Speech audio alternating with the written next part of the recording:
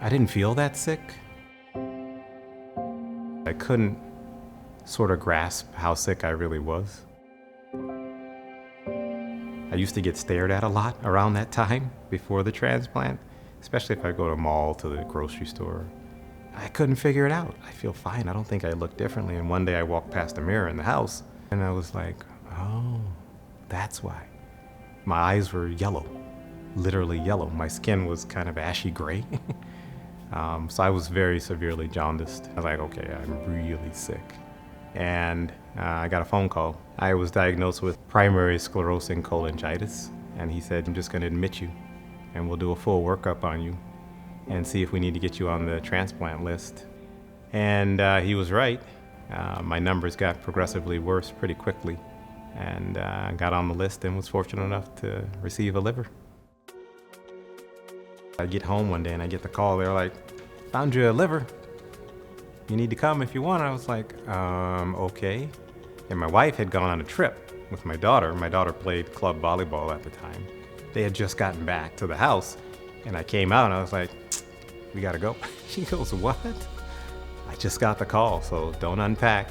You know, my bag's ready. We need to go. The field of transplantation is one of the most exciting fields in medicine. Before, when it first came into place in the late 1950s, early 60s, it was really experimental. But now it's something we do almost every day here at the University of Minnesota, and the outcomes are outstanding. This is Minnesota. This is where some of the first transplants went on. The first pancreas, the first intestinal transplant. Dr. Najarian has done the first kidney transplant in Minnesota. And you have done more than 13,000 now organ transplants in the state. I think the most appealing aspects of transplant is it is a team approach. There's a multidisciplinary, comprehensive team that takes care of the patient. And so without the whole team, we wouldn't have the success that we enjoy today.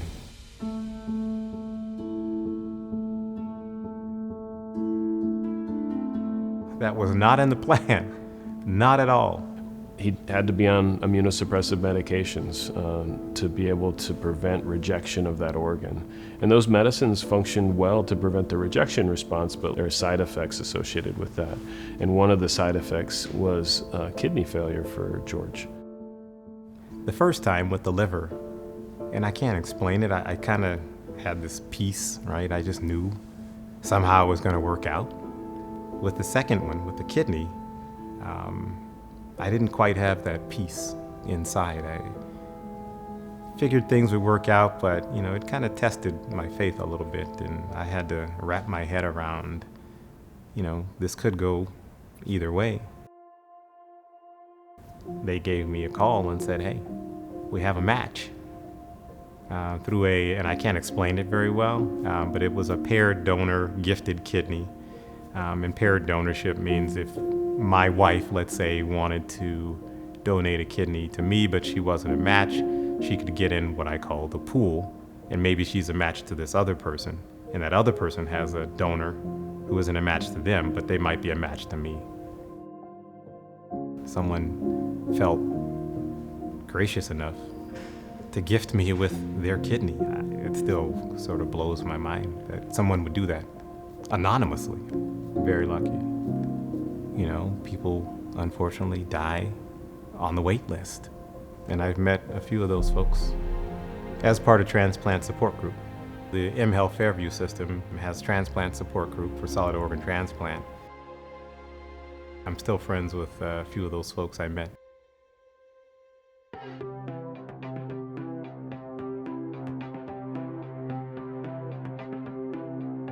Our hope is that as we develop some of these new medicines, that they'll prolong the life of the transplant and prolong the life of the patient that receives that transplant without the associated side effects, so they can live a long and healthy life.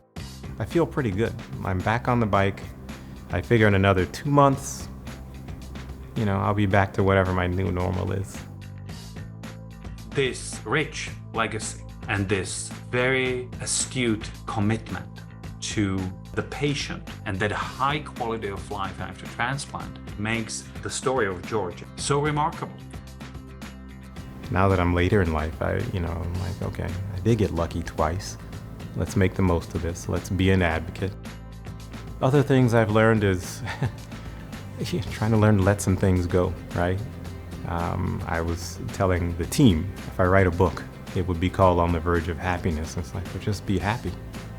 You know, don't be on the verge. You got lucky twice. Do whatever you have to do to be happy for the rest of your life.